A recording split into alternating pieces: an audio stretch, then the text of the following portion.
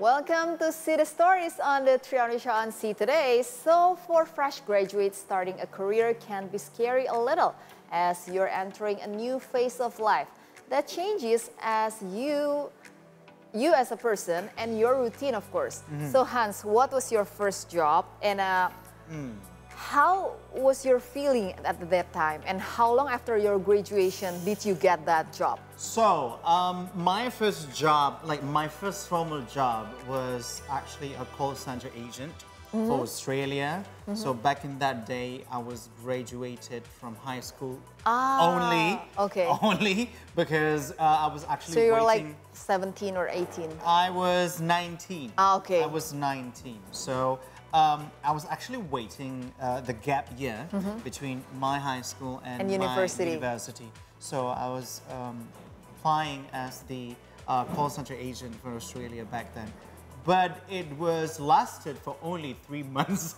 Okay. Because I realized I might not be the one who would stay in the exact working hour.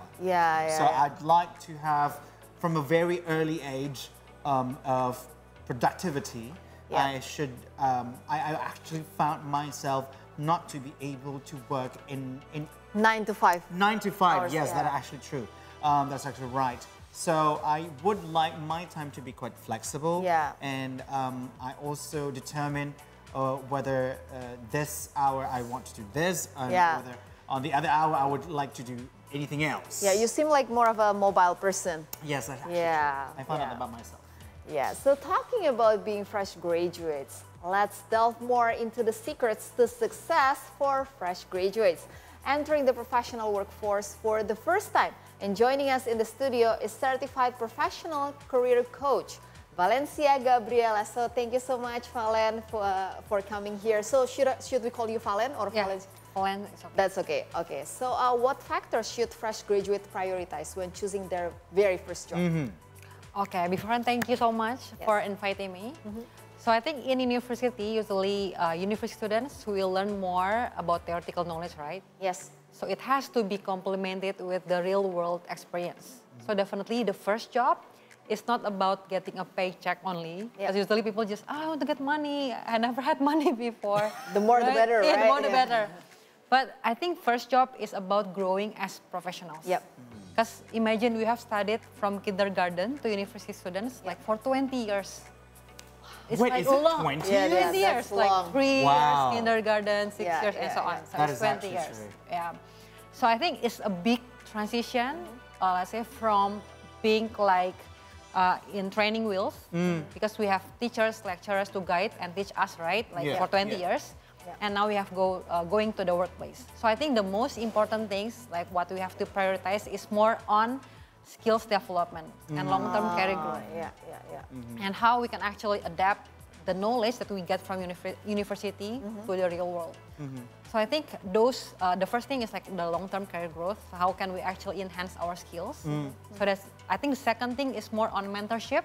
Because I realized in my first career, like getting a mentor, helping me having a transition from university to workplace is so important. And guidance as well. I think, and lastly, is more on career path. So it's not only about promotion in this matter. It's more on about having opportunity to expand your responsibility. So for instance, as an early career, probably you will have to work like just one project or just something more like repetitive work.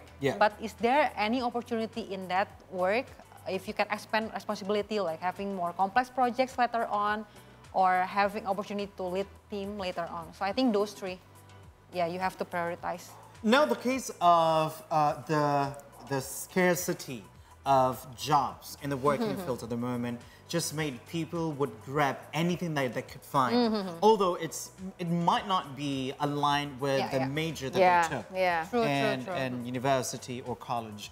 But when you could only grab anything that lies ahead of you, how important is aligning a first job with long-term career goals? Because this would actually determine your ways ahead of you. Yeah, true. I think your first job is like a foundation, right? So your first job will have you to being exposed, like I say, the skills that you develop, like the experience that you gain, and even the relationship that you will have in your first job will be the foundation for your future career. Yeah. So I think still, although I know it's even recently the job market is very challenging, right? Yep. So it's so hard to get a job, but it's still very important to have a career goals and to align that with your first job. That's why I always encourage fresh graduates to have a career plan, to know like the next step and having a milestone of their career. And it's definitely okay to find a job that is maybe not really relevant to your major. It's the same thing as me. So my major was from chemical engineering. Stop it right now. Yeah. Chemical engineering. Now you are a professional career coach. So it's way different, right? And my Obviously. first job is in marketing.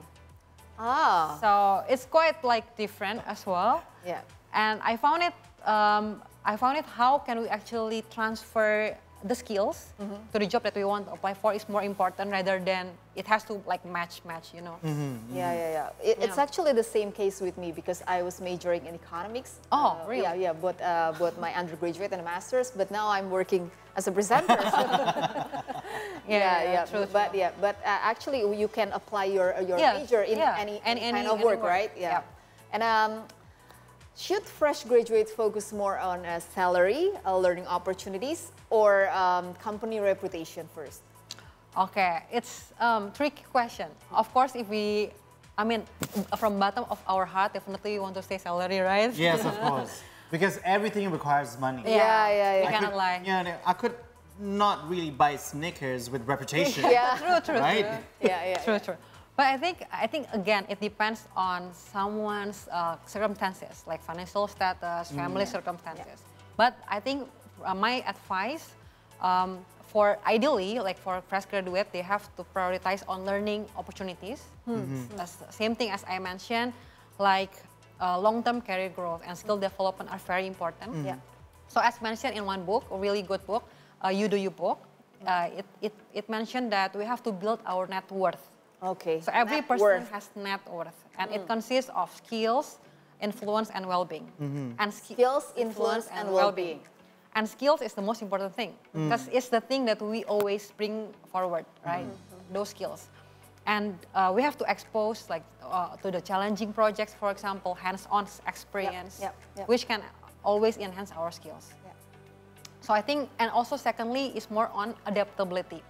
So now. The world is always changing. Like job market is always changing because of technology. We have this artificial intelligence, I want to say that, like ChatGPT and so on. Like all those job market is always changing, right? And that removes several jobs, right? Right. So it's not only about the acquired skills. I believe it's also about how we learn the skills. So how we can actually learn better. So whenever the world is changing, we know how to learn.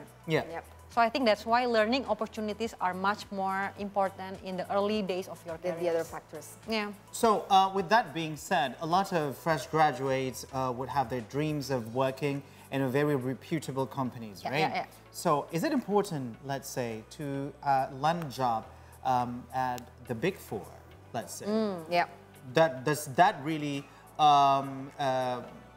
being very impactful to your future career ahead? I didn't lie. It definitely, to be honest, it's gonna be very important, right? Let's say you have in your CV or resumes that, I work in Big Four. Definitely, it will be like very shining CV, right? Shining, splendid.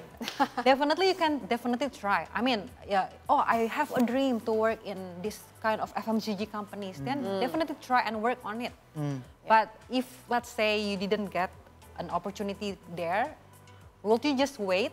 Like for several years didn't work. I always encourage for those fresh graduates to just apply for any work. Yeah, I agree on that. To enhance your skills first, to build your reputation in some other companies. Then those things will be paid for as well.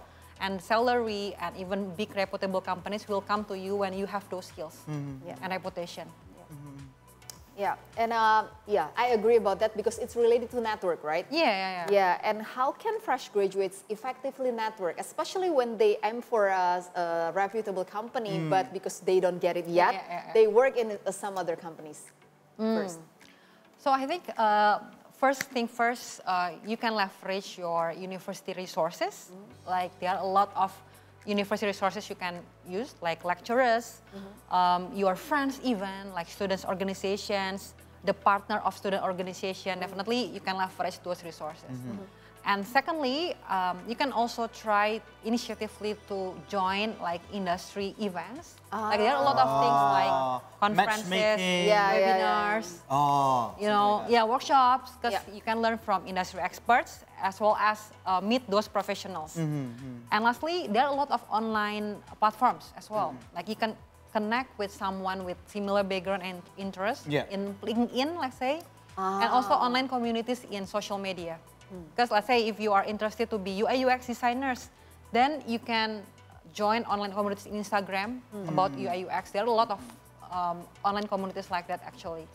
So you can meet those with same like-minded person as you in those communities. Well, that makes sense because in the community, like digital community, not only you can trade the knowledge, but also you can trade opportunity. Yes, sure. Because True. I can actually vouch for that because I used to join this particular community in entertainment, like in theaters and stuff. So we actually exchanging opportunities and stuff.